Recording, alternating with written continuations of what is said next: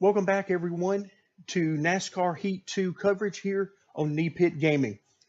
Today's video is going to be all about Daytona, the crown jewel of the NASCAR circuit. We're going to be looking at setups and driving tips for the Truck Series, the Xfinity Series, and finally the Monster Energy Cup Series.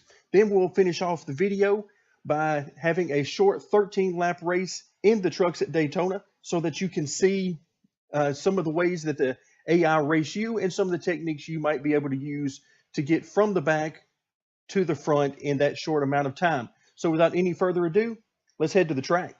Let's begin by taking a look at the truck setup. Now, obviously, if you're familiar with NASCAR and Daytona, then you'll know that you can run Daytona without lifting. And this is true in all three of the series, not just the trucks, but also the Xfinity and the Cup cars.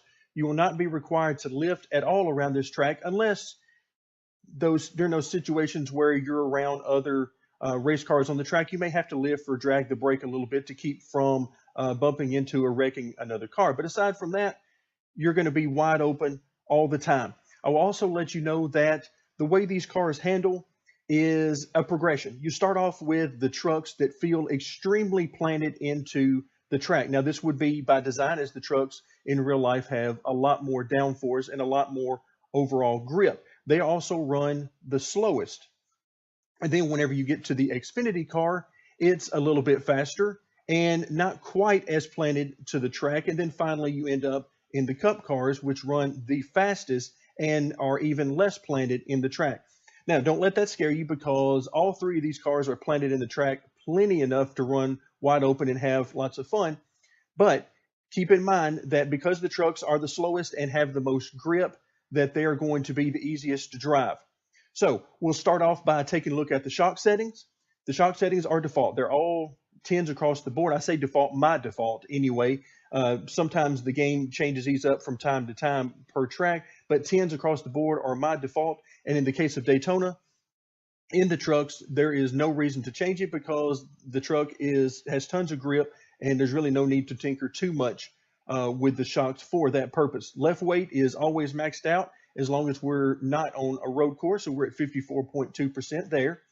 Front weight or nose weight is really something that's personal preference. I tend to use just a little bit of nose weight, so here we are at 50.2%. If you need the car to rotate a little bit more, then you can move that further to the rear, down into the 49s, maybe 49.5, 49.7, something like that, if you feel like you need the truck to rotate a little bit better. The wedge is up at 51.5, and the reason for that is I essentially have two reasons for doing the setups whenever I start off with a default and then change it to something to my own liking. The first reason is speed. I want to see if I can get the car or truck faster than what the default setup allows me to run. And second is the feel. And as I mentioned in a previous video when we're talking about Eldora on the dirt, even if I can't find any way to increase the speed over the default setup, which hasn't happened so far in last year's game or this year's, but even should that happen, that I can't increase the speed, if I can make the car feel better and more to my liking, then that's reason enough and plenty of reason for me to adjust the setup. And wedge is one of those things that will definitely increase the feel that you get in the wheel. So I have increased that to 51.5, but again, that's not a speed thing, that's a comfort thing. So feel free to increase that, decrease that as you see fit, and whatever makes the car feel better for you. Again, this truck is going to have tons of grip at Daytona, so you don't have to really worry about finding grip. Front and rear ride height are both at the minimums of 4 inches, so no need to worry about those. Then we move over to the springs. Left front spring at 1,200 pounds and right front spring at 1,000 pounds. Now, this also doesn't make all that much difference. Again, this is more of a comfort thing. I use a stiffer left front spring than right front just to help the car turn a little bit easier on corner entry, but that's about it. There's not a whole lot to worry about here with as much grip as these trucks have. In the rear of the car, I put just enough spring in there basically to keep the rear end from dragging the racetrack. That's about it. So what that amounts to for me is about 300 pounds on the left rear, 350 on the right rear. If you feel like you need the car to turn a little bit better, then feel free to increase that right rear and give yourself more rear spring split. That should help the car turn, particularly from the center of the corner to corner exit. The tire settings, I have approximated the pressures based off of the middle tire temperature. Now, if you're not familiar with the middle tire temperatures or tire temperatures in general, you can press the B button twice while you're on the track, and it will bring up the temperature of each of the 4 tires, the outside of the tire, middle of the tire, and then inside of the tire. What I've done is simply tried to get roughly proper inflation, meaning that the middle temperature is between the inner and outer. That is basically it.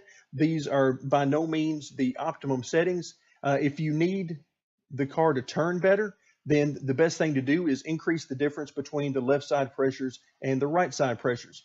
Here, we're around 6 to 8 pounds of difference. Feel free to run that up to 10 or even more if need be by either lowering the lefts or increases the right. And again, that would help the car turn. If the car's a little bit too loose, then you could minimize the difference between the lefts and the rights. Let's finally move over to the miscellaneous settings. And here we'll find our camber. Again, I have camber maxed out on both the left front and the right front. Again, that's a feel thing here. You're not going to gain a whole lot of speed here because, as I've mentioned multiple times, and I'm doing that on purpose, the trucks have a ton of grip at Daytona. So you're not going to have to really worry about the handling all that much. So I max out the cambers because it has all positive effects on the handling and no negative effects. Normally you would expect using this much camber would affect the wear rate of the tire, that you would wear the tire out or some other negative effects. It just simply doesn't happen. So I stick with that, but by all means, feel free to reduce that, particularly if you feel the car is pulling too hard to the left or feels at all unstable. Reducing the left front and or the right front camber can definitely help out with that. Then we move on to the sway bar. I generally like to start out around 1.5 inches and then see if there's a reason for me to change it. The reason why you would want to change this is the 1.5 inches is a pretty good compromise. I feel like if you want the car to turn better, then you can reduce this number down to 1.25 or even lower if you prefer. If the car feels a little bit unstable, then or a little bit too loose for you, then feel free to increase that number all the way up to the maximum of 2 inches. The rear sway bar I normally don't use. I don't see a reason to use it here either. So we leave it at none, and then we move on to the track bar. Now the track bar, in this case, really doesn't make a huge amount of difference because, again, so much grip in these trucks at Daytona, but I've chosen to run it fairly high just so that whenever I get those huge runs on the AI and I'm carrying maximum speed trying to pass, running 3 wide, something like that, then I can always keep the truck turning without scrubbing off a whole lot of speed. But again, if the car feels too loose to you or is unstable, reduce these numbers, particularly the difference between the left side and the right side. So for instance, if the truck feels way too loose to you in the center of the corner or coming off of the corner on corner exit, then the first thing I would do is reduce the right side track bar down to 12 or even lower if you need to. Brake bias, you won't really be using that a whole lot here. The one thing I do use the brakes for at Daytona in all 3 of the series, not just the trucks, is I generally in traffic don't like to lift off the throttle. What I would generally do is drag the brake a little bit to slow down the car or truck as needed. So the brake bias, the more brake bias you run, meaning the higher number here, the more front brake it uses, which means that the car will be more stable under the brakes and even can make it tight if you're applying a lot of brakes. So I've used a fairly high brake bias here, but again, for the purposes of Daytona, it doesn't make a whole lot of difference until you're coming in for pit stops. And then you have to adjust based on how you want the truck to feel under heavy braking. I tend to want to use a higher number here for those purposes, just so I don't spin the truck out under heavy braking.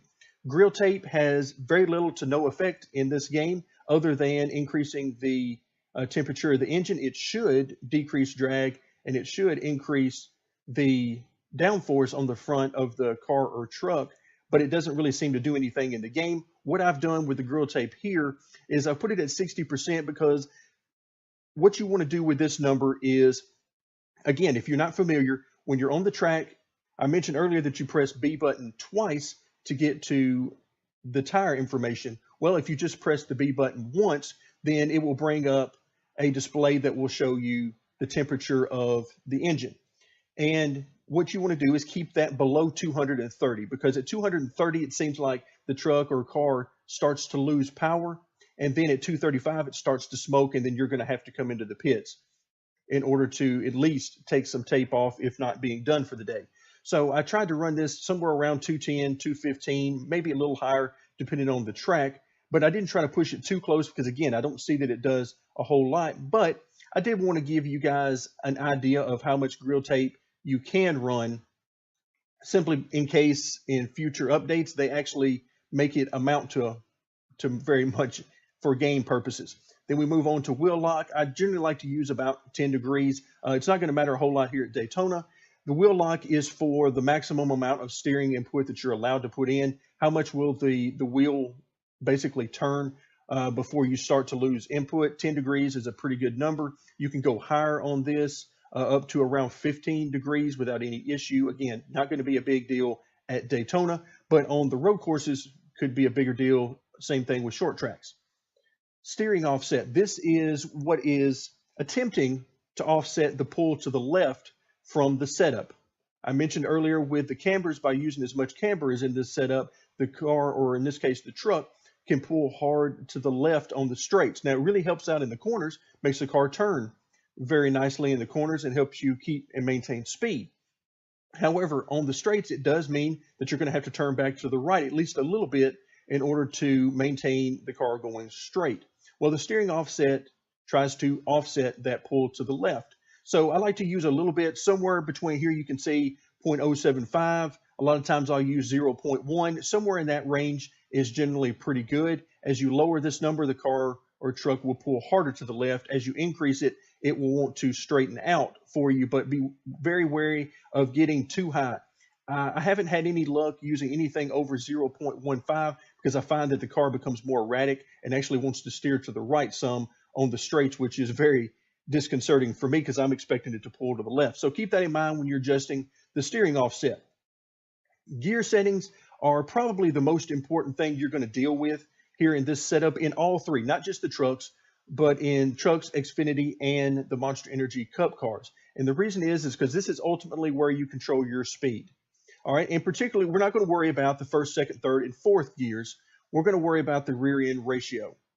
Okay, first, second, third, and fourth is how you're going to govern your acceleration of the truck. And in general, I find that the AI cars will accelerate quicker than me as I go through the gears, but it's not really that big a deal, so I don't spend a whole lot of time worrying about that. The rear end ratio is where we're going to be looking, and you can see here I've got a 3.0 gear. Now, this gear is based off of racing. So what I wanted to do is get the truck right around 8,000 RPMs in the race. So what you'll find happens is when you have a big run on a truck in front of you, you might get over 8,000 RPMs to 8,100, 8,200, something like that. But whenever you are sort of running in line and you don't have a run on somebody, you might find that you're under it a couple of hundred RPMs by 7,700, 7,800 RPMs. So I'm trying to keep it around the 8,000 mark because that seems to be the peak power of the engine. If you get way too much above that, then the truck seems to want to lose power and lose speed. So keep that in mind. That's something that you can definitely tune on a little bit if you're looking for qualifying speed. But for me, I have tuned it based off of race speed and race pace. So that'll take care of the trucks. We'll be back in just a moment where we'll talk about Xfinity. Now that we've spent a lot of time talking about the trucks and the setup and the approach to the track, now we're going to move on to the Xfinity cars. Now, I'm not going to go into extreme detail on this particular setup because we've already done that and really talked about what each of the options do while we were in the trucks, and the same will go for the Xfinity and the Cup. So we're going to very briefly take a look at the Xfinity car and any differences that you see. Now, first of all, you take a look at the setting and you see, wow, this looks nearly identical, and there's a good reason for that. It works. We're going to see very much the same thing on the Cup side as well. So what I want to spend just a little bit of time talking about here is the differences whenever you move from the trucks up to the Xfinity cars. What kind of differences in how this car drives as compared to the truck. This car is going to be a little bit faster, which means that the car is going to be a little bit less stable. It has a little bit less grip, so the car is going to handle a little bit different. Now, it's not a huge change, but it is a change, and it's something you need to be aware of. In this case, I have kept much of the settings the same, but a few things I want to point out because the car is a little bit less stable. I want to point out some things you can do in order to get that stability back. And the quickest way to do it would be to adjust the front springs. Now, before in the trucks, I had 1,200 pounds on the left front and 1,000 pounds on the right front. Here, I've simply increased the right front by 100 pounds. Not a huge change, but no big deal either, okay? It increases the stability a little bit. Another thing you can do is you could lower the camber on either the left front or the right front or both. You could also lower the track bar. That would also achieve the same purpose. Now, as far as gears, we're going to do the exact same goal that we had in the trucks. We're going to try to keep right around that 8,000 RPM number. So keep that number in mind. Same thing happens with grill tape. You're going to try to keep the temperature at or below around 220, 225 at the max, because you don't want to flirt around too much with that 230-degree number and start to lose power in the engine. So here is a look at the Xfinity car. And again, if you want to make the car a little bit tighter, then adjust the front springs, make the right front spring stronger and lower the left front spring, something like that. Or adjust the track bar by reducing those numbers. Also reducing the camber will also work. All right, that's it for the Xfinity cars. We'll be back in just a moment to briefly talk about the Cup cars. Now that we've taken a few minutes to look at both the trucks and the Xfinity cars, let's now move on to the Monster Energy Cup cars and talk about the setup here. Again, this is going to look very familiar to what you've seen before from the trucks and the Xfinity cars, but there are some major differences. And the differences are due to the quicker speeds that the Cup cars are running. Remember, the trucks are the slowest of the three. Then the Xfinity are slightly faster than the trucks. And then the Cup cars are much faster overall than both of the lower two series. So what I've done here is I've given you a great example of how to adjust for the quicker speeds and the less grip that you're going to find in the Cup car, particularly as opposed to the truck. The truck is incredibly stable and has lots and lots of grip. The Cup car still has lots of grip, but not near as much, and it's not near as stable. So what I've done is I've made some adjustments here to show you how you can compensate for that and get that stability back. The first thing we'll look at is the nose weight or the front weight. I have moved that forward a few ticks from 50.1 or 50.2 all the way up to 50.5. And again, feel free to increase that number even more if you need to. The second thing I've done is adjusted the front springs. Okay, we've got front springs of the left front is now, instead of 1,200 pounds, it's 1,100 pounds. Now the right front, instead of being 1,000 or even 1,100 pounds, is now increased to the maximum of 1,200 pounds. So I've basically flipped which one of the front springs is the strongest. The higher the right spring number gets, the tighter the car will be and the more stable it will be. And so you can see why this change is a pretty big change from what we started off with in the trucks. Now at the rear of the car, the rear springs, I have increased that split because of the higher speed. I do need the car to continue to rotate while increasing the stability. So I have gone, instead of 300 and 350 in the rear, it's now 300 and 400 in the rear.